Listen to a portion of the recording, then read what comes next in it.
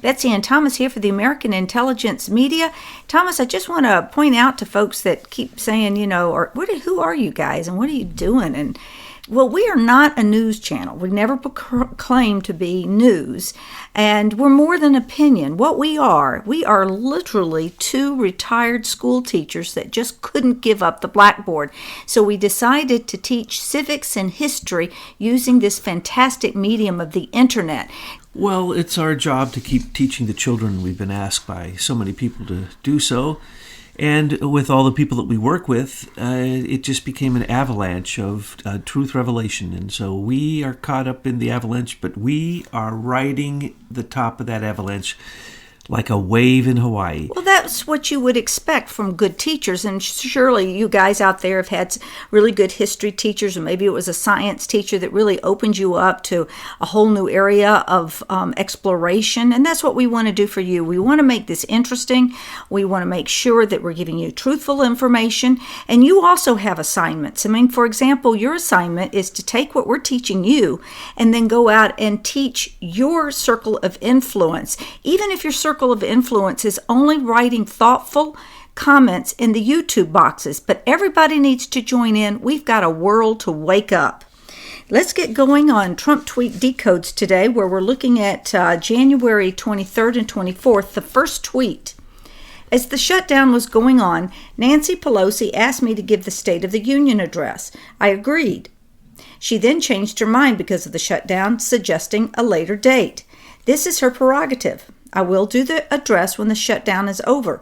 I'm not looking for an alternative venue for the SOTU, State of the Union, address because there is no venue that can compete with the history, tradition, and importance of the House chamber. I look forward to giving a great State of the Union address in the near future. Yeah, Pelosi doesn't want a State of the Union address because it would simply be this. He would stand there, point at her, and say, that witch is holding us all hostage. That's the State of the Union at this point. The Union has basically been taken to a screeching halt because Nancy Pelosi has dreams of being president. She is insane. She's crazy. She's a lunatic. She's an idiot. And it is so beautiful that she's doing what she's doing because it's just losing Democratic support left and right. Trump, on the other hand, is showing that he compromised with her. No problem. And if she wants to play this game, I don't know that anyone in history, I haven't looked this up, has ever done this before as a childish fit. I've never seen anything like this in my life in terms of politics. But really what is going on here is the very specific description of the State of the Union does not allow Trump to do it hardly anywhere except the House. The only two places he can do it are in the House or outside, and it's too cold. So that's it. So she wins this one, but she loses big time. It's like this whole thing with the wall. She doesn't understand. Every day that she resists, loses tens of thousands of Democratic voters who don't want to be part of any kind of insanity, and it's red-pilling them. Because until it turned from rhetoric and virtue signaling into really looking at the crimes, and this has caused Trump to bring again and again, and the news to bring again and again, the reality of what's happening on our southern border. So Pelosi is doing a beautiful job for the Republicans. Well, I disagree that this is a win for her. The president's strategy is sound. Because of this budget standoff, the American people mostly know the border wall is supported by the president and opposed by House Democrats. The people know there is a partial shutdown of federal government. The timing of the speech is not critical, but Pelosi has now undermined her position by making it impossible for any meaningful legislation to be passed by Congress and signed into law. What you're going to see is a do-nothing Congress, okay? The newcomers, all these Ocrazios and the Muslims wearing their head rags, those are newcomers on her side, and they have been hurt badly by her. See, they want to make a difference. But Pelosi has neutered and undermined their power before they can even take their seat. A Democrat majority seeks more government, but actually what's happening with this leadership is you're actually seeing less government. And why? Because of these reduction in workforce and the work stoppage. The president fundamentally understands that less government benefits the people, and the shutdown is now proving this more every day. Those out of work, and we've seen them, we've posted them on Truth News headlines, those are enemies of the president and the MAGA movement. They are now unemployed, but we know that the jobs are plentiful. Trump has put out a lot of jobs. What they need is to get over their crying fit and go out and find a friggin' job. The hatred of Trump for them will never change, but our disruptive power will create a bureaucracy that is going to have lots of cracks, and it'll be easy to disperse. So I'm all for it, and I can't wait to see the next round of layoffs on this. It's not just the senior executive service. It's all bureaucrats in the federal government. Right now we need to shut down, see what we need essentially, and we need to push a lot of this activity back to the states and get it out of Washington. So anyway, there's my sermon for the day. Besides the military, there's about 1.8 million federal workers. We just got shown that, first off, the senior executive service members are considered to be essential personnel, and we know they're not. So that's 10,000 more you should be able to strike. But we get to see 800,000 non-essential employees laid off from a staff of 1.8. Does anybody notice that it's double what it should be? So what you just said, Betsy, is absolutely right. This is time for reduction, time for Mick Mulvaney to get out his pen and just start striking and use the Homan Act. Though you see desperate attempts from the Democrats right now. One of their first bills is to make sure to insert the Homan Act back into this year's appropriation budget, which shouldn't be able to happen, seeing that because you chose an appropriation budget, it came along with it. And that Homan clause allows Trump to simply pay entire factions of the federal government $1 a year until they go away. I don't think he'll enact it, actually. I just think it's a sword of Damocles hanging over them. It's exactly the threat, as you say. The sword of Damocles is hanging over them, just like with the wall and crime and opiates and human trafficking, and just like with all these things that Pelosi thinks she can face off. Not give the State of the Union address good, because right now it's a mess and there is no union. State of the Union. She is not any part of any union. She has seceded from the union, and she is no longer an American.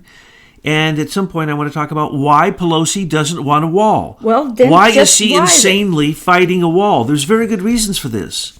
Go ahead. Because she wants the human trafficking. It comes through California. It comes through her very district. It comes through the areas that she controls. She gets her piece of the puzzle, and that puzzle includes Zodiac killers, the movement of CIA gold, human trafficking, organ harvesting. Look, if you have millions and millions of illegal aliens staying in a sanctuary state, you can grab anybody on the streets you want. Nobody's going to notice now, are they? And so when Trump said you can't even keep your cities clean, they don't care. They don't care, because look what happens. After those cities of tents form, they come in, they round the people up, they take them away, and then they sanitize it. Where do they take them away to? Anybody ever ask? Where are the missing, literally 10 million missing illegal aliens? Because we know that 22 million of them are known, their whereabouts are known by the FBI.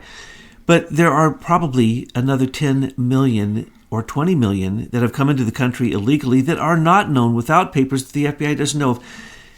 Any of those people can be snatched and taken away. Pelosi is from a mob family that's just like Hillary. Not just the mob. She's Catholic too. So you know that she reaches right back into the Vatican. She is mafia. Her dad was mafia. And she runs the House of Representatives like she's a mob king, or she's the mafia don. And she doesn't let any of them have any independent thoughts, because she controls the money that comes to the U.S. Chamber of Commerce, which is where most of their money for their caucuses come from.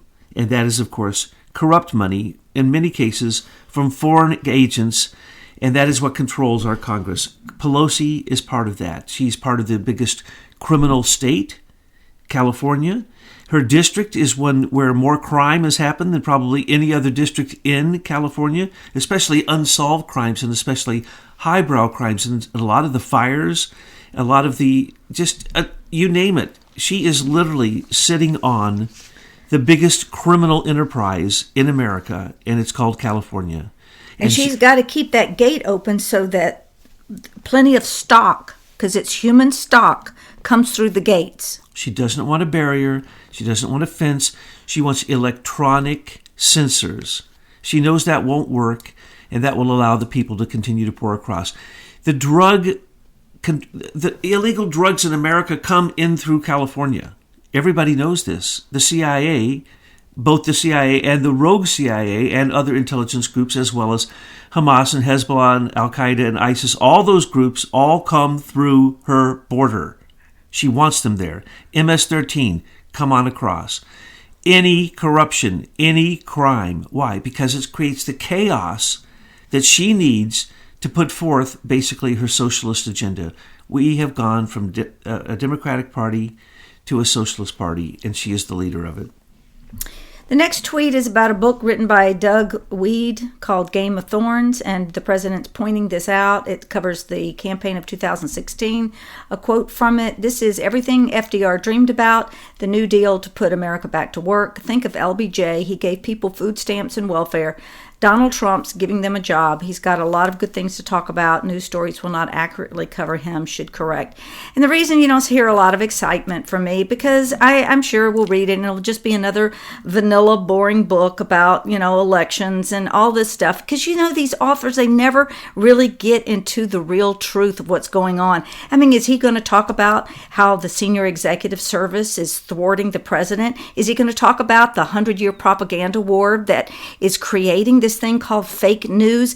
Doug, I'll wait. I'll see what your book is, but please don't give me another vanilla surface book of what's really going on. Yeah, that's right. I agree with that. And he doesn't mention that Trump had to battle with the Fed. He had to battle with the Bilderberger. He had to battle with the Council on Foreign Relations, with the British Privy Council, with the British Parliament. He's had to battle with everybody, the UN, the European Union, all of them, and he has won in every case.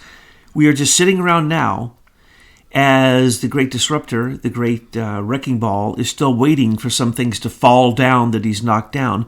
And when it all really pans out, these numbers, which are, as Doug Weed is pointing out, they're historic. Oh no, they're going to be far, far, far beyond historic. They're going to be unmatched, unparalleled in history, probably even in the future. Because what we're seeing is the total sellout, the White House sellout, the Congress sellout of America has stopped. Globalism is no longer in control of America. Manufacturing's come back. Our military's back, and we're not just being used as the military branch of the United Nations. Our economy's coming back. Our currency is strong. Small businesses are back. Large businesses are back. Everything's back. And when Trump gets to his second term, it's not just going to be historic. It is going to be beyond anything anyone has ever seen. For those of you who have read his book, I haven't yet. Tell me how does he describe this whole overthrow of Donald Trump that was being run from the British over here? Is he going to talk about Hannigan? Is he going to talk about Brennan and Comey's role? Is he going to talk about all that Trump was having to fight while he was being elected? I mean, is Doug going to go that deep? Or is he just going to, like so many of these vanilla authors, they just don't go deep enough. No, they don't. And they can write book after book after book. And because it is so deep, that their book can, even be a great book and yet still only scratch the surface. What really needs to be said is that after the second term, the false song of globalism will never be heard again on the face of the earth. Why? Because we are not ready to join as one people under one United Nations, under one group of whoever it is that thinks they should have a hegemony of the world. These people who think they should control the world, their time is over. George H.W. Bush is dead, and the dream of the New World Order died with him.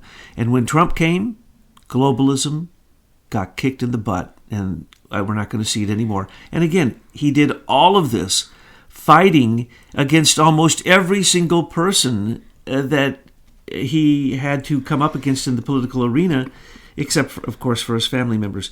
And even they are being used as weapons against him. So all of this, with a Mueller investigation hanging over his head, all the nonsense, when that is gone and he gets into a second term, folks, he is going to be considered the greatest president of all times. And then another tweet, the economy is doing great. More people working in USA today than any time in our history. Media barely covers it. And if we had a wall, then the trade deals would be finished, and NAFTA would be over, and Mexico would have paid for the wall, and the money that we got in 1 month from the tariffs from China would pay for the wall 5 times over, you see.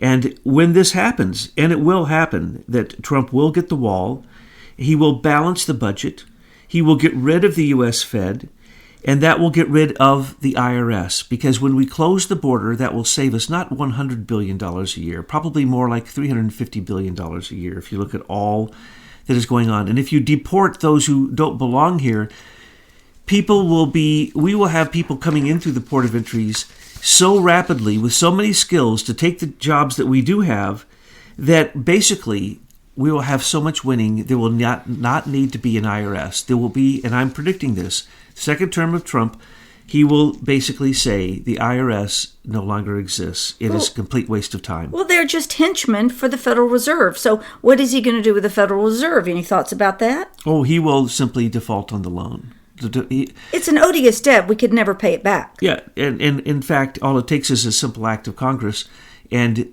that deal's done. And we don't owe those people anything, because they didn't do anything for us. Well, folks, pay attention to H.R. 24 and 25. One of these bills is there to get rid of the Fed, audit it, and get rid of it. And the other one is to get rid of the IRS. And so pay attention to that. And it's so easy. All you have to do is just do a little internet search, get your congressman's contact info, and let them know how you feel about this.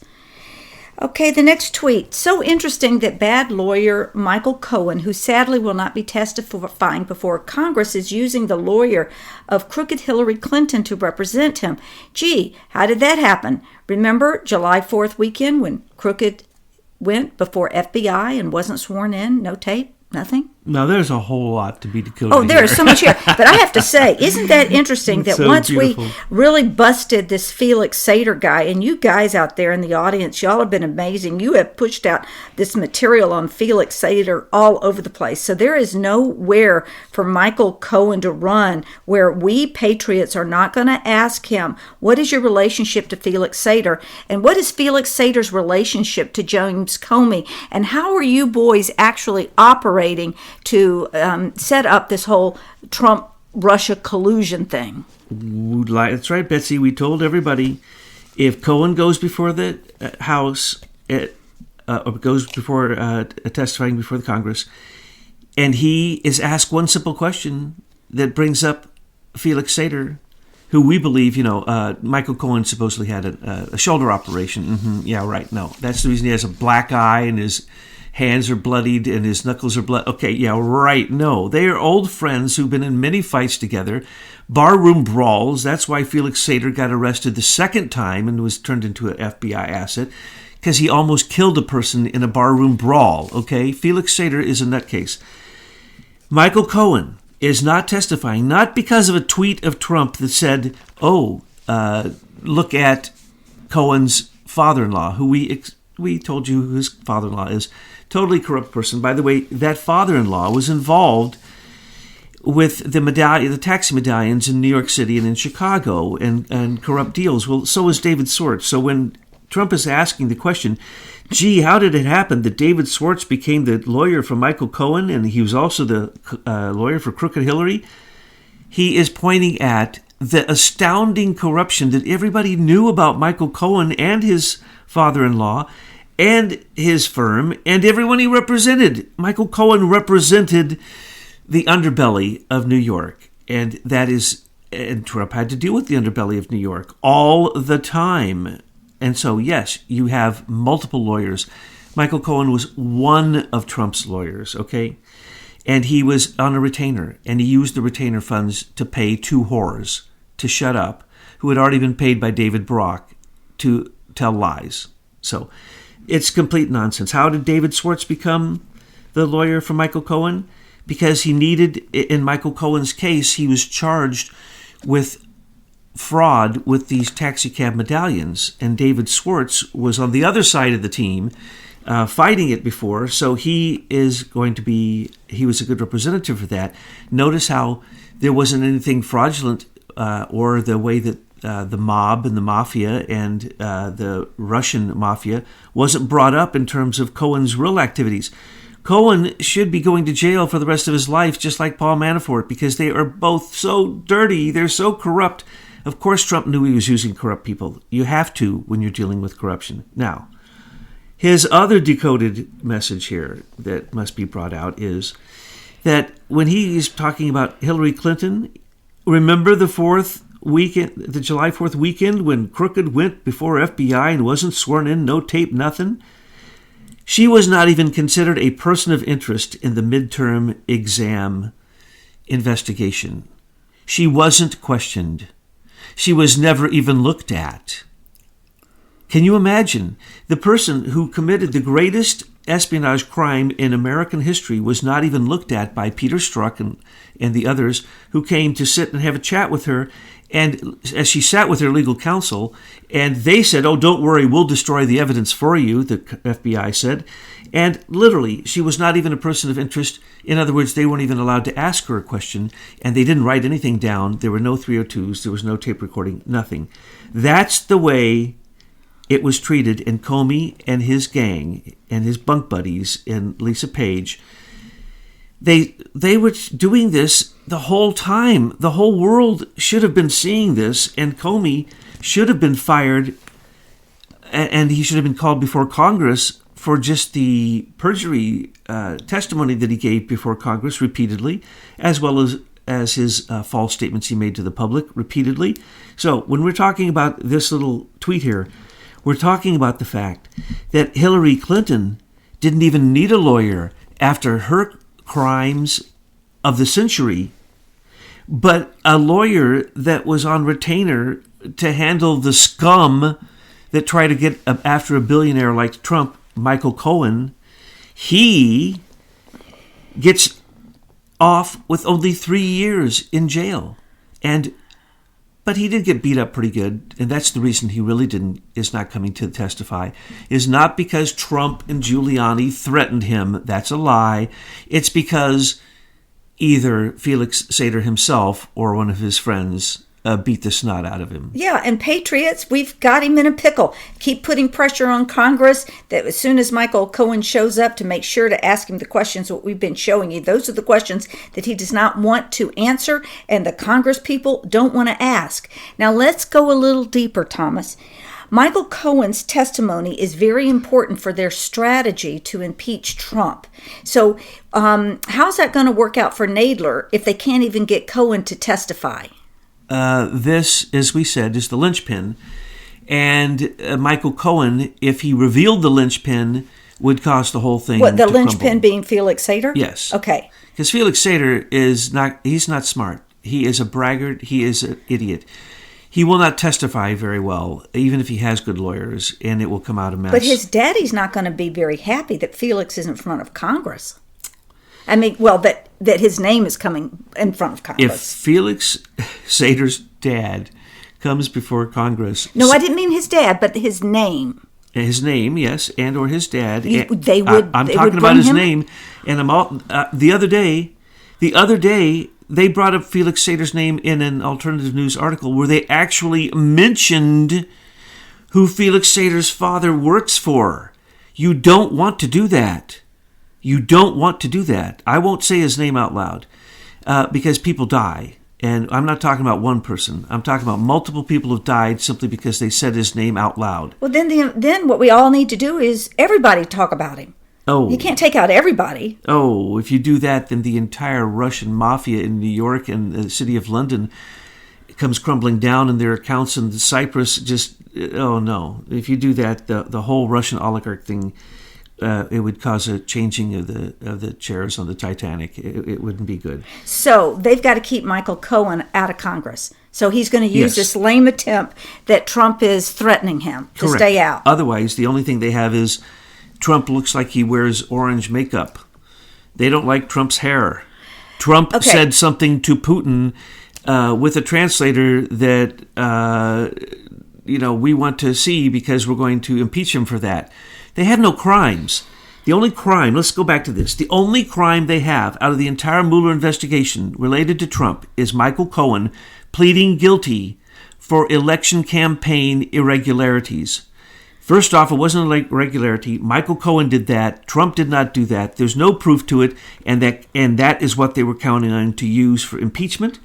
That plus the other lie that Cohen told just the other day, which again we said that it had been fed to BuzzFeed, and that is what is called. It was fed to BuzzFeed so that it would be basically meat to the piranhas in the House and Pelosi lunatics and vampires to chomp at the bit to say, oh, look, Trump was involved in a deal where he told Cohen to keep working on the deal to get Trump Towers in Moscow through Putin right on up to the point where the election, where Trump became the candidate. First off, that would not be illegal anyway. Second off, it didn't happen. Third off, we're the only people who told you what really happened, and it is yet to come out what has really happened. Those pictures that they have of Trump Towers, those were used first in Crimea. They weren't used in Moscow. They never took them to Moscow. They took them to Georgia and to Crimea, and the $100,000 we told you that was put up by Felix Sater was used for those to simply get what were standard Trump Tower artist designs for Trump Towers. And all it was for Felix Sater to be able to use the Trump Tower brand in speaking to people in literally totally initial. Matter of fact, it went nowhere. No one would talk to Felix Sater because they know who he is. They know who his dad is. They know who his dad works for. Why would they talk to Felix Sater when they could get killed? Because Felix Sater is an idiot who's been arrested repeatedly, who can't control his anger, who goes out and blabs to the public. No one in Russia would do a deal with Felix Sater. That's insane. And they didn't, and that was to buy the Trump brand. Well, Felix Sater had already worked at the Trump brand with the Soho Trump Towers.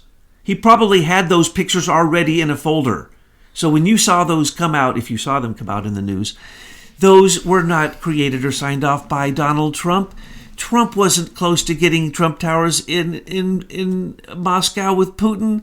That's just sheer stupidity. Well, we know that, but what's essential here is Michael Cohen is needed for testimony if Congress wants their plan to walk this through various committees in order to work on their impeachment false flag. Correct. So they need Michael Cohen for that, but yet it's a poisonous fruit because if they bring Michael Cohen in and patriots like us are putting pressure on them to find out the connection of Felix Sater, then nobody wants to talk about it. So we've got them in a corner. That's why we say to you guys out there, this is an information war.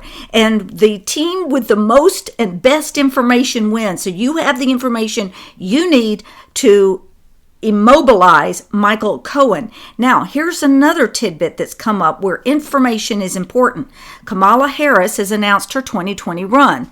Well, loser. I mean, they've got a whole bunch of losers out on their bench getting ready to jump in for the presidential campaign. But she's officially done it. And you know who she's hired to be the head of her campaign? No. Mark Elias at Perkins Coie. Oh, that's right. Okay, yes. But here's the thing. She's such an idiot. She doesn't know probably what all you guys out there know about Mark Elias. But for those who might be just joining in and don't know why that's a big deal, that's who she's hired, Thomas, give us a little summary on Perkins Coie. Mark Elias perjured himself when asked by Congress if he knew anything about the DNC paying Fusion GPS for the Russian dossier, and he said no, he knew nothing about it. John Podesta said he knew nothing about it. They both perjured themselves. They are the ones who paid for it. Over $12 million. Mark Elias is Perkins Coie is they got to be in the top 10 most corrupt lawyer. And it's not groups. just politics like this. They're also involved in MERS. That's that MERS, where the foreclosure stuff on homes, because we've had guests on about this. So, they are hugely corrupt from top to bottom. Anywhere where the globalists and the shadow government are making money, Perkins Coie is there to defend them. So Perkins Coie was literally the director of this stuff, and is the one who's still protecting them. And they are still under Judge Leon being looked at because of the lawsuits brought against Christopher Steele, and they don't have a defense. They've come out, and through discovery, they basically admitted these things. Now that's how we know that. That's the reason that we're able to ram it down the throats of Adam Schiff and other idiots like that, is because we can say, no. We have the testimony from discovery where Fusion GPS says, yes, they were paid. And here are the records. And Fusion GPS turned over those records so they wouldn't have to turn over the other records, bank records, which would show what we told you, would nail the real criminals involved in all of it. So what did we find out? We found out Natalia Veselnitskaya is a top client for Fusion GPS and met with Glenn Simpson, one of the owners of Fusion GPS, before and after the Trump Towers frame-up meeting with Don Jr. If we could see the rest of those bank records, we'd get to see the real criminals in D.C. and their track records. Well, look at this. You're talking about Richard Leon as being the judge. That's John Podesta's buddy. Bunk buddy. Matter of fact, when they were doing the confirmation hearings, Judge Leon said, I will not give up the class I teach with my good bunk buddy, John Podesta, over at Georgetown. We teach it together. They teach it literally together. Yeah, they, hello? Don't even, yeah. Okay. Wherever you want to go, it's that bad and worse. Remember John Podesta? In his home, he has spent untold amounts of money for art that demonstrates who John Podesta is. And if you haven't looked at John Podesta's art, just Google it. Well, it's far worse than that, but of course YouTube and Google will censor anyone who wants to talk truth at that deep level. Let's go on. The fake news media loves saying, quote, so little happened at my first summit with Kim Jong-un, unquote. Wrong. After 40 years of doing nothing with North Korea but being taken to the cleaners, and with a major war ready to start in a short 15 months, relationships built, hostages, and remains back home where they belong. No more rockets or M's being fired over Japan or anywhere else. And most importantly, no nuclear testing. This is more than has ever been accomplished with North Korea, and the fake news knows it. I expect another good meeting soon. Much potential. Okay. Fake news. Fake news is the surface of what you see of this 100-year-plus propaganda war that is done by the Tavistock Institute and the deep diving that Michael McKibben and his team and you are discussing about the Tavistock program and Cecil Rhodes. So when Trump is talking about fake news, he's showing you the surface of what's going on. You see all this propaganda in our world, which is the news, but also those fake history books that you were required to read when you were being indoctrinated in public schools. It's all fake. And so what we're trying to do is wake you up to the fake news so that you can go deeper and see that basically your whole life has been living in an illusion that's been put out by this propaganda. Absolutely. And it's still going on. And when you say North Korea, you say China. And now when you say North Korea, you say North Korea, South Korea. You don't say China. Thank you, Mr. Trump. You're the first one who's done that. How many people have died in North Korea? How much money has been spent keeping that war going? And that's what the propaganda war is about, because they want to propagandize you with these false flags so that your countries go into war so the military-industrial complex continues to grow rich. Absolutely. That's exactly what I was going to say. As Betsy just said, and this is to keep wars going on. They don't want North Korea to stop. And look at what has happened to the people of North Korea because we've allowed them to be used as a puppet of China and is basically that entire country has been horrifyingly abused for civil rights because of exactly what you just said, the 100-year war propaganda that keeps war going. So, folks, what is it, once a week? Twice a week? Mainstream media comes out and says they have proof, they have pictures that North Korea is still building nuclear weapons and missiles and working on a fusion reaction plant and blah, blah. That's all lies. You haven't seen one single picture, have you? But literally every single week, it is put out there by these Tavistock, brainwashing, Facebook running, Google algorithm manipulating people. And by the way, they just admitted that all your Microsoft devices, whether you liked it or not, in one of your recent updates, just got a device that's going to tell you whether the news you're watching is true or not. You didn't even get to ask. It's still going on, folks.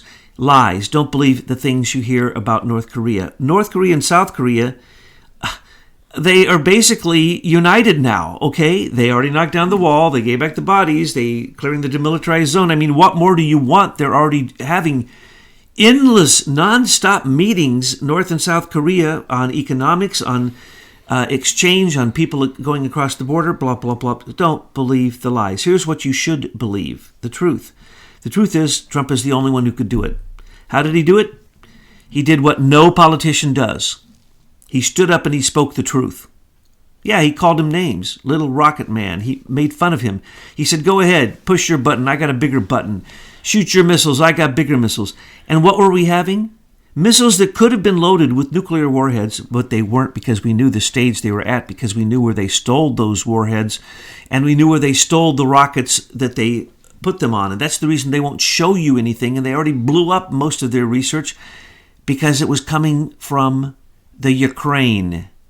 The Ukraine did not give back all the missiles to Russia. Russia wants them all back because they take the uranium-238, they downgrade it and sell it to America. And they've been doing that for a long time, called megatons to megawatts. So when the Ukraine kept these missiles, that's what they don't want you to see. No, North Korea does not have the capacity to have multiple warhead reentry vehicle warheads, nor do they have standard warheads, nor do they have anything. They have some missiles that they have basically bought off the black market. That is all they have. They can't use Chinese missiles because it would be too overt what's going on. So what is really going on? Here's what's really going on.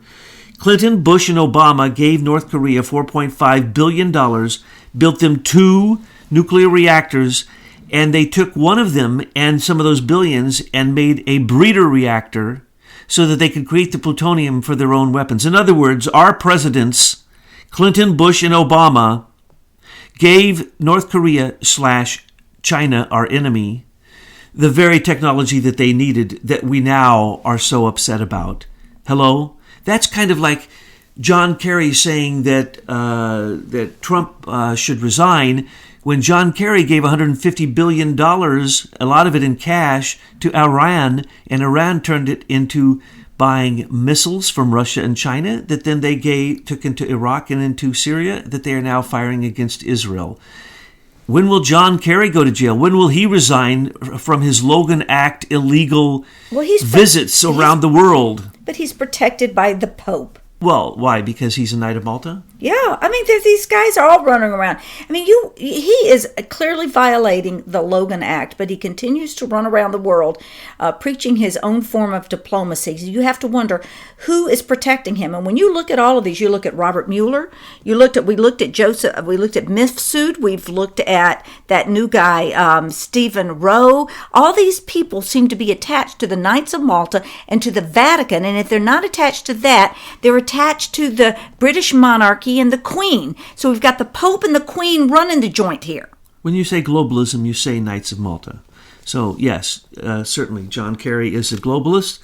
The deals he did in Ukraine and China for his own son, Christopher Hines, he should be put in jail for, along with Joe Biden, what he did for his son. Hunter Biden, they're best buddies, those two sons.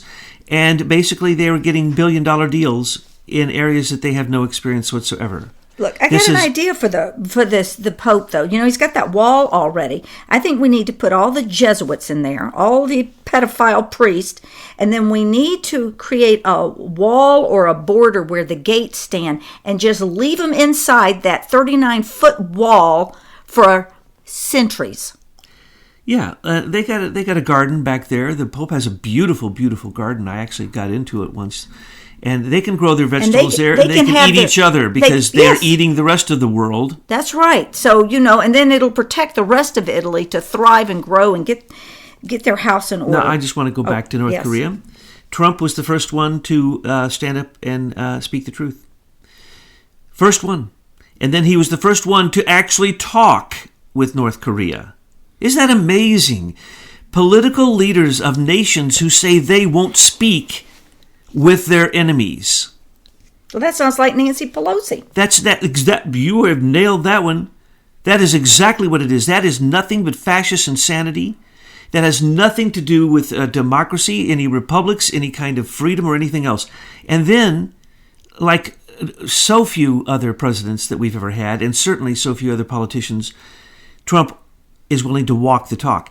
If North Korea doesn't live up to things, he's not going to go there with them. Now, I also want to state this thing that John Kerry had to come out because John McCain, who was the head of violating the Logan Act, who went around fomenting dissent in war everywhere that he went, was supposed to be replaced by unfit Mitt Romney. But unfit Mitt put his first article out in Washington Post, got blasted out of the water until I think they're ready to recall him.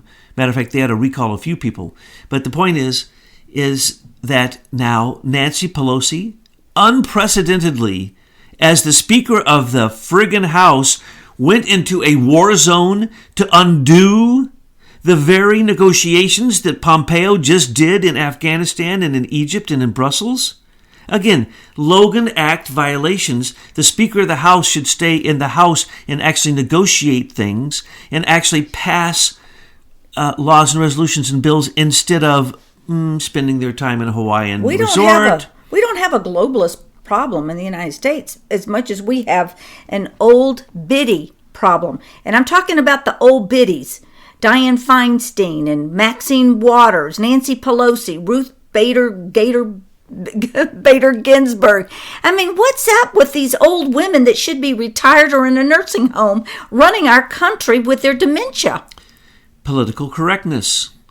Pocahontas wants to get elected because she says she's a girl. I don't even know if she's a girl. She's not an Indian, so is she even female? I don't know. Last tweet. Without a wall, there cannot be safety and security at the border or for the USA. Build the wall and crime will fall. That looks like that's going to be the new thing. Build the wall and crime will fall. Absolutely, and just keep on saying it. And anyone who doesn't want to build the wall is a criminal. They want human trafficking. They want drugs. They want the rogue CIA opiates. They want the organ harvesting. They want the Nancy Pelosi form of American slavery coming across our southern border and moving right on up to Canada, which is where most of these people then disappear from. Pelosi doesn't want a wall because it's bad for California business. It's as simple as that. How do you think she got she says she's got well over $100 million.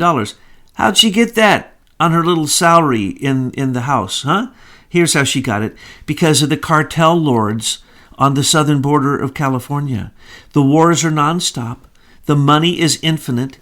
We are the ones giving the money to those cartels. We are the ones inviting the caravan invasions up. Nancy Pelosi is Angela Merkel of America, inviting the criminals that will destroy America into our country and telling them that we should literally bow down and worship these people as if they are some type of salvation. Only a few years after Angela Merkel started this, she, along with the other members of the European Union, have voted to get rid of the migrants. We need to vote to stop the caravans now instead of waiting a few years when finally we would vote to get rid of them and deport them all. If they're here illegally, they are criminals. You don't trust criminals. Why would you? So, if you think for 1 minute that you're going to get a deal with the immigrants that are in this country and it's going to be an honest deal, then you're as foolish as anyone who thinks that Obama's catch and release program worked, or that Obama's unaccompanied minors program worked, or Obama's security on the border worked when we're now seeing, 75,000 people this year will die from fentanyl overdoses, the opiate overdoses, and that's being brought in by Chinese and Hezbollah and Hamas and ISIS. They're all using drugs and the drug. You know why people are dying in the southern border? Because the drugs that are trying to come in through China and other countries are being stopped by the Mexican drug cartels. And that's why there's so many deaths on every border city. And first off, why should there not be a border between every American city and every Mexican border city? There's no such thing as a border city in Mexico where literally hundreds, if not thousands of people have been killed by the drug cartels. So we have a war on our southern border. Nancy Pelosi doesn't want the wall because she's promoting that war because it's good for her business, her corrupt business in the sanctuary state of California. Okay, there's the class bell. We're finished for today. See you tomorrow. Don't forget your homework.